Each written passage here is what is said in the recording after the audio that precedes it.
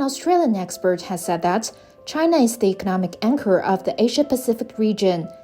My sense is that when it comes to the Asia-Pacific, the focus remains on economic development. I think every country is concerned with resilience now. China is the economic anchor of the Asia-Pacific, there's no doubt about that. And look, it's been growing at faster than the regional average for many decades now, and that remains the case today.